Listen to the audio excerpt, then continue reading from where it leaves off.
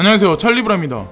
어저께 밤이구나 리플 코인이 그나마 좀 올라주고 알트코인들도 좀 반등을 해줘가지고 저도 기분이 나쁘진 않거든요. 어쨌건 그래도 마음이 조금이라도 이제 가벼워진 현재 상황인데, 오늘 18일부터죠. 9월 18일부터 오늘부터 이제 미국 사용자들한테 등록 신청을 받기 시작을 하고, 이제 디파짓을 받기 시작을 하죠. 비트코인부터 뭐 이더리움부터 해가지고 몇 가지 되는 코인들, 알트코인하고 이제 비트코인하고 해가지고, 그래서 그게 아마 제가 개인적으로 보기에는 뭐 한 달 내에 있을, 아니면 뭐 2주 내에 있을 바이낸스 US 오픈을 알리는 어떤 그 시작점이 아닐까라는 그런 생각을 하고, 자, 여기 익명성 코인에 관해서 이제 말씀드릴 게 있어가지고 몇 가지 자료 조사를 해서 이제 말씀드리려고 하는데, 자, 많은 분들이 아마 OKEX에서 아마 이번에 상장 폐지 된다 그거를 올리면서, 코인데스크인가 거기서도 기사가 나오면서 이 코인 사라지는 거 아닐까 이런 말씀을 분명히 많이 하셨고, 저는 제 포트폴리오에 아직도 있고, 가장 중요한 거는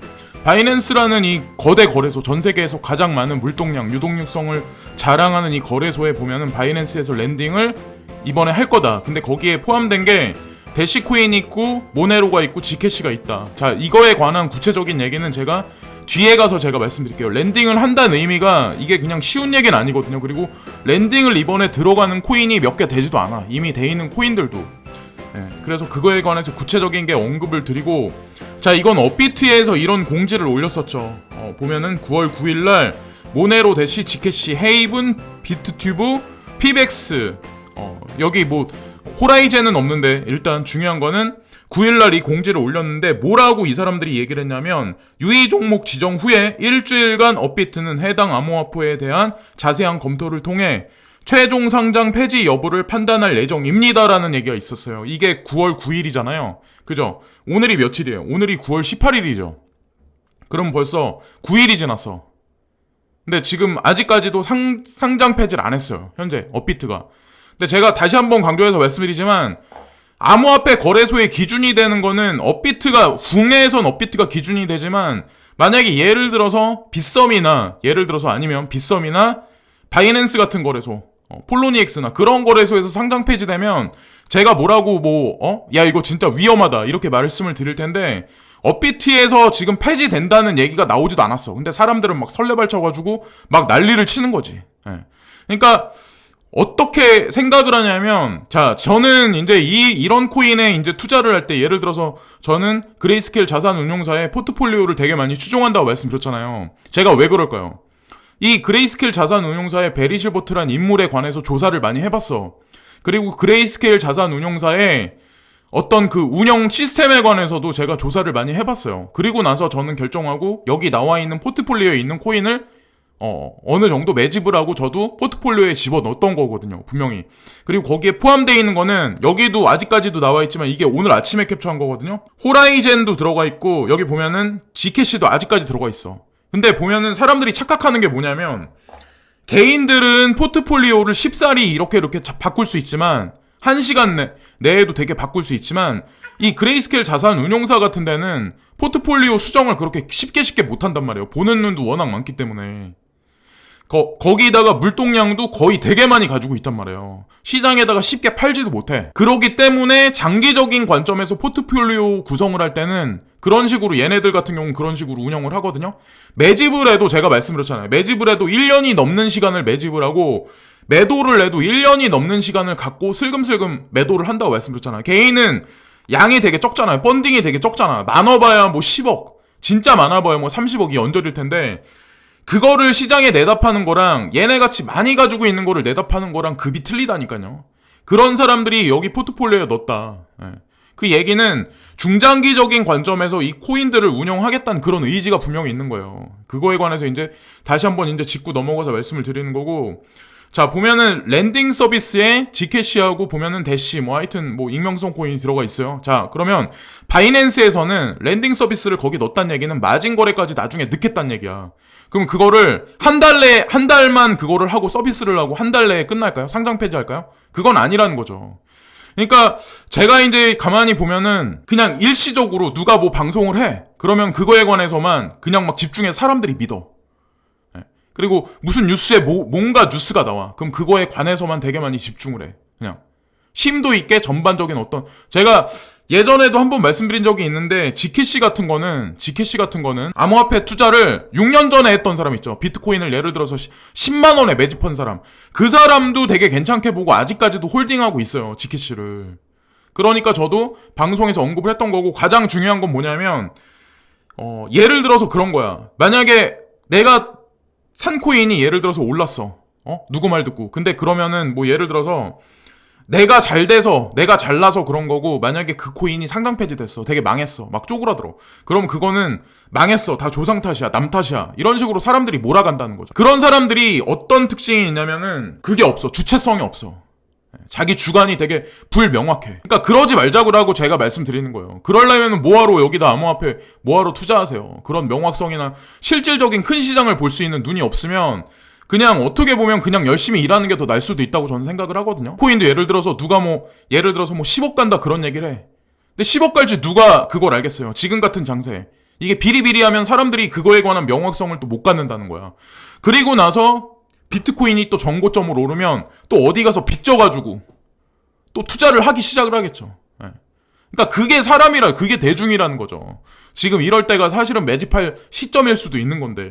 자, 그리고 그레이스케일 자산운용사에서 캐치플레이즈로 말하는 게 있는데, 얘네가 뭐라고 얘기하냐면, 자, 오래된 것들은 끊어버리자. 그리고 지금 It's time to drop gold라고 여기 써있잖아요. 자, 이것도 제가 말씀드리는 이유가 왜 드롭 골드라는 얘기를 여기 써놨을까요? 이 거대 자산운용사 그레이스케일 자산운용사가 얘네가 암호화폐 일변으로 투자를 해서 사람들을 유치해서 이 투자 수익을 굴려서 수수료를 따먹기 위해서 그런 걸 수도 있는데, 진짜 큰 그림 관점 내에서는 얘네도 진짜 큰 세력이란 말이에요. 암호화폐 세계를 떠나서도 사실은 베리 실버트라는 인물이 월스트리트에서도 그 근방에서 하여튼 14살에서부터 트레이딩을 하고 이 시장의 큰 관점을 잘 바라보고 여태까지 생존했던 그런 인물이에요. 워렌 버핏 같은 그런 인물은 아니지만.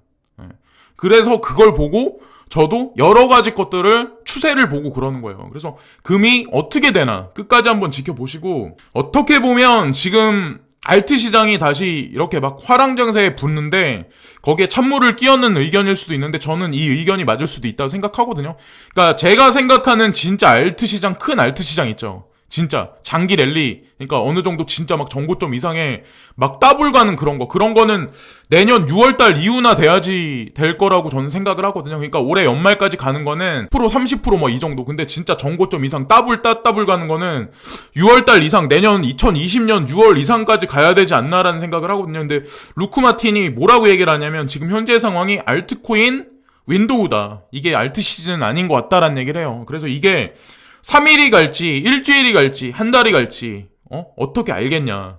어쨌건 가장 중요한 건 지금 BTC 페어돼서 비트코인의 비트 페어돼서 비트코인 개수가 늘어나니까 그거에 관한 프로핏을 취해라. 그런 얘기를 해요. 그래서 저도 이 말에 동감은 하고, 자, 이 사람도 이제 이더리움에 관해서 이제 언급을 하는데, 지금 보면은 강하게 수직 상승, 90도 각도로 오르는 수직 상승을 했는데, 여기서 저항, 매물대를 강하게 만약에 뚫는다면 그 다음서부터 되게 많이 오를 수 있다. 35%까지 오를 수 있다. 그런 얘기를 하거든요. 이 사람 같은 경우는. 자, 그래서 많은 차트를 보는 사람 의견이 다 아마 비슷비슷할 거예요. 그래서 가장 중요한 건 앞으로 일주일 동안 만약에 저항 매물대에서 사이드웨이 횡보를 하는지, 아니면 강한 저항 조정을 받고 그 다음에 급하락을 하는지 아마 지켜보셔야 될 거예요. 근데 저는 장기 홀더 투자자들 위주로 방송을 하는 거거든요. 블룸버그의 이 뉴스가 아침에 나왔는데, ECB가 요즘에 뭐 여러 가지 어떤 그 재정적인 어떤 그 상황에서 금리 인하를 계속 시행하고 있는데,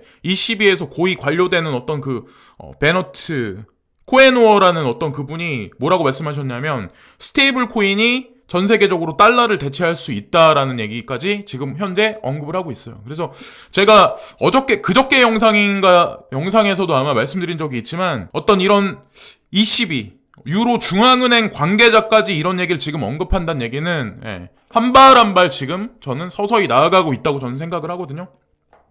자, 그래서 이를 다시 한번 이제 강조해서 말씀드리는데, 바이낸스 거래소가 지금 보면은 2017년 중국을 떠난 이래로 중국에 처음으로 투자하기 시작을 했다. 그래서 바이낸스 거래소의 원래 그 근본이 중국이라는 걸 모르는 사람도 되게 많아. 근데 여기 나오잖아요. 2017년 중국을 떠난 이래로라는 그런 얘기가 나오잖아요. 그래서 바이낸스 거래소가 어디 캐나다 거래소인 줄 아는 사람도 되게 많아요. 아직까지도. 예. 그래서 제가 계속해서 말씀드리잖아요. 중국 위주의 자본으로 이끌어가는 데가 바이낸스 거래소였다. 처음부터 지금까지. 근데 얘네가 이 뉴스를 제가 읽어보니까 바이낸스가 이번에 그 매스미디어에 관한 펀딩을 한 어떤 그게 있는데 거기에 이제 투자를 한대요. 근데 거기에 지금 껴있는 게 후오비랑 OKEX도 거기 같이 껴있대요. 그래서 중국의 대대적인 아마 이번에 투자를 이 매스미디어에 투자라면 대대적인 광고가 들어가고 많은 어떤 사람들이 이 거래소에 등록을 해서 앞으로 시장 활성화에 도움을 주지 않을까라는 생각을 하고 있거든요. 이 개인적인 생각이긴 하지만 어쨌건 한번 지켜볼 일이고 어쨌건 긍정적으로 시장이 흘러가는 어떤 그런 무드가 아닐까라는 생각을 하는 거고, 자, 이거는 CFTC에서 이번에 임명을 했는데 지금 보면 코인베이스 전 고위 관료를 시장 전반을 관리하는 감독관으로 임명을 했다. 이런 얘기가 있어요. 자, 보면 CFTC가 미국 선물거래관리위원회잖아요. 증권거래관리위원회는 SEC이고 SEC고. 자, 그래서 이 얘기가 뜻하는 거는 사실은 CFTC가 SEC보다 비트코인 ETF에 관해서 더 밀접하게 관련이 있다고 생각하거든요. 승인에 관한 거는. 선물이니까 아무래도. 자, 그래서 어쨌건 중요한 건 코인베이스 전 고위 관료 직원이 여기 들어갔다는 얘기는 친암호화폐 정책 쪽으로 전체적인 방향성이 기울 확률이 되게 높다. 그래서 제가 개인적으로 생각하는 건 올해 말에 될지, 비트코인 ETF가 될지, 아니면 내년으로 넘어갈지 모르겠지만 진짜 많이 한 발 한 발 계속 나아가고 있다고 봐야 되지 않을까라는 생각을 하거든요.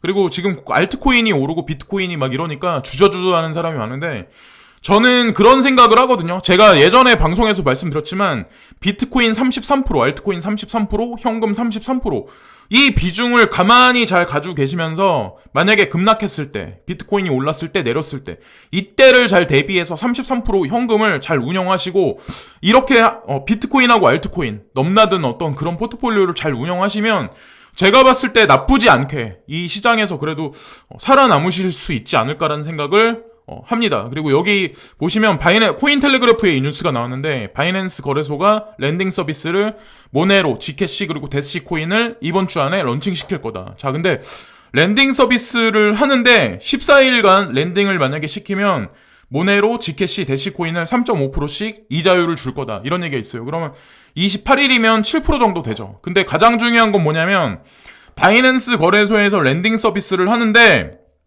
거기 먼저 랜딩 서비스를 했던 게 있어요. 자, 거기에 비트코인, 이더리움이 있고, 이더리움 클래식이 있고, USDT야. 이런 코인들만 지금 랜딩 서비스를 하는데 거기에 지금 이 세 가지 익명성 코인을 넣었어요. 자, 그럼 창펑자오가 머리에 총에 맞아가지고 갑자기 그거를 거기다 넣었을까요? 익명성 코인 넣었을까요? 전 아니라고 보거든. 잘들 판단을 하시라는 거죠. 제 말만 듣고 뭐 이게 좋다 나쁘다 판단하지 마시고 오르면은 막 환장하지 마시고 내리면은 막 뭐 침울해하시고 뭐 망한다 막 이러지 마시고 주체성을 가지고 잘 조사를 해보세요. 시장을 폭넓게 가질 수 있는 인사이트를 가지실 수 있게. 그렇다고 제가 그런 걸 가졌다는 얘기가 아니라 저도 다른 사람이 그런 얘기를 보고 저는 그레이스케일 자산운용사의 포트폴리오를 되게 많이 추정한다고 말씀드렸잖아요. 그거를 보고 하는 거기 때문에. 자, 그리고 이거는 전 세계 4대 회계법인 어떤 그런 게 있는데 딜로이트라고 있어요. 아마 아시겠지만 딜로이트의 직원이 점심값으로 비트코인을 페이했다. 이런 얘기가 있어요. 자, 그러면 이게 뭐가 중요하냐. 제가 이 내용을 읽어봤는데 점심값으로 페이를 하면서 이 시스템이 어떻게 흘러가는지, 시간은 얼마나 걸리는지, 그리고 이게 실효성이 있는지에 관해서 조사를 하기 위한 하나의 한 발짝 내다든 거다. 그러니까 전 세계 4대 회계 법인 중에 어떻게 보면 딜로이트가 가장 큰 거래 법인이거든요. 회계 법인이거든요. 근데 얘네가 이걸 조사한다는 얘기는 이 다국적 기업들 중에 딜로이트한테 일거리 회계 감사를 맡긴 데가 되게 많아. 그렇다는 얘기는 많은 다국적 기업들도 엮여가지고 암호화폐 생태계 시스템을 구축하고 페이먼트 시스템을 그쪽으로 서서히 몰아가고 있다는 어떤 그런 시그널을 우리가 이 뉴스 하나로 볼 수 있지 않을까라는 생각을 하거든요. 그래서 이것도 한번 말씀드리는 거고, 이거는 금융 디지털이 불편한 자산가들, 내 재산 드러날까 걱정한다. 이 얘기가 왜 나올 거야? 제가 제 뉴스에서 계속, 제 채널에서 계속 말씀드렸다시피 전자증권제도 도입에 종이화폐도 사라지나 걱정. 이 무슨 얘기냐면 지난 16일 금융위원회가 공식적으로 전자증권 시대 개막을 선포하면서 앞으로는 최소 상장사에 한해서는 실물증권이 발행되지 않는다. 집에 종이증권을 보관하고 있다면 이달 21일까지 종이증권을 증권사에 예탁해 전자증권으로 전환해야 한다. 이 얘기가 나오죠. 전자증권으로 만약에 전환된다면 그 얘기는 많은 어떤 금고 속에 보관돼 있던 자산들이 시중에 딸려 나올 수밖에 없어. 그리고 월급 생활자들 같이, 유리봉투 같이, 유리지갑 같이 모든 것들이 공개되는 거예요. 세력들한테, 정책 위반자들한테, 권력자들한테. 그럼 그들은 재산 추정에 관해서 세금 추적을 할 수 있겠죠. 그래서 제가 금하고 엮어서 말씀드리는 거예요. 금이라는 거는 물리적인 거기 때문에 금고에 감춘다거나 콘크리트에 묻는다거나 하면 그거를 어떻게 할 수가 없어. 그렇기 때문에 제가 개인적으로 보는 관점은 진짜 5년, 10년을 봤을 때 그레스켈 자산운용사가 드롭골드라는 얘기를 왜 했을까? 캐치플레이즈를 왜 걸었을까? 거기에 핵심 포인트가 있다고 저는 생각을 하거든요. 예. 저도 금 투자하다가 암호화폐, 비트코인, 알트코인 이런 위주로 온 지가 벌써 몇 년이 지났긴 한데 저는 그게 맞다고 판단하거든요. 세력들 입장에서 조금 더 공개적으로 대중들의 어떤 그 자산에 관해서 관리할 수 있고 추적할 수 있고 볼 수 있는 그런 물리적이지 않은 그쪽에 비중을 더 실어주지 않을까요? 관리하기 훨씬 쉬운데 가상화폐와 구분해서 중앙은행 디지털 화폐라고 부르는데 스웨덴과 중국이 공식적으로 추진하고 있다. 특히 중국의 CBDC는 기존 화폐 발행의 일부분을 담당할 것으로 추정된다. 이주열 한국은행 총재도 지난해 3월 인사청문회에서 CBDC 발행을 검토하겠다고 했으나 갑로들박이 이어지자 지난 8월 30일 통화정책 방향 간담회에서는 CBDC는 그냥 하나의 안으로 나온 것이지 현재 실현 가능하다고는 생각 안 한다고 물러섰다. 그러니까 한국에선 이런 식으로 얘기한대요. 근데 저는 이 뉴스를 보면서 어떤 생각을 하냐면 한국의 카카오라는데 그런 업체가 있죠. 그런 업체가 암호화폐 거래소를 운영을 하고 카카오뱅크하고 국민은행하고 연결돼 있는 거. 그리고 지금 카카오 같은 경우는 많은 인프라를 지금 현물경제 시스템 생태계하고 연결해서 많은 것들을 지금 준비하고 있거든요. 만약에 전자증권이 도입이 되면 암호화폐 거래시장하고 그게 결국에는 나중에 연결될 거라고 저는 생각을 하거든요. 지금 현재는 뉴스에 나오지 않은 그런 얘기지만 자, 그래서 제가 이제 끝으로 결론 지어서 말씀드리면 한 가지 뉴스, 단적인 하나의 문장만 보고 모든 것을 다 그냥 내 생각대로 해석하는 거는 저는 아니라고 보거든요. 여러 가지 뉴스, 여러 가지 매체들 종합적으로 다 보시자는 거죠. 제가 말씀드리는 거는. 그리고 나서 결론을 져서 내 자신이 마지막에 손가락 클릭 한 번에 있어서 매도를 하든 매수를 하든 결정적인 거는 마지막 내 책임이라는 거죠. 그러니까 유튜버들 중에 이 생태계에 관해 잘 모르는 사람이 뉴스 하나만 보고 야 이거 다 사라진다 이렇게 말하는 사람들도 있어. 그러니까 모르니까 그럴 수도 있어. 결론 지어서 저는 말씀드리잖아요. 그리고 그대로 가고 있잖아요 지금 현재. 그래서 어쨌건 끝까지 한번 지켜보세요. 어떤 식으로 가나, 금 가격이 어떻게 가나, 익명성 코인이 어떻게 가나, 그리고 비트코인 그리고 암호화폐 일변에 그런 생태계가 앞으로 어떤 세상을 만들어 가나. 종이증권이 사라진다까지 그런 얘기가 한 발 한 발 나오고 있어요. 여태까지 인내하셨는데 끝까지 인내하고 잘 버티자고요. 자, 그리고 방송을 어저께 못한 이유가 윗집에서 인테리어 공사를 하는데 되게 시끄럽기도 하고 제가 카메라를 샀거든요. 그러니까 이거는 그냥 제가 샀던 소니 알파 6500 이런 DSLR 카메라가 아니라 지금 이거 웹캠. 그래서 방송을 좀 자주 얼굴 보이는 그걸 하려고 했거든요. 그래서 항상 지지해주시고 댓글 달아주시고 항상 그러신 분들한테 진심으로 감사를 드리고요. 만약에 불편한 분들이 있으시다면 구독 취소를 누르시고 그냥 나가세요. 네. 저는 이런 방송해가지고 누구한테 구걸하려고 하는 방송은 아니거든. 지금까지 찰리 브라운이었고요. 오늘도 즐거운 하루, 활기찬 하루 되세요. 네, 항상 진심으로 감사합니다.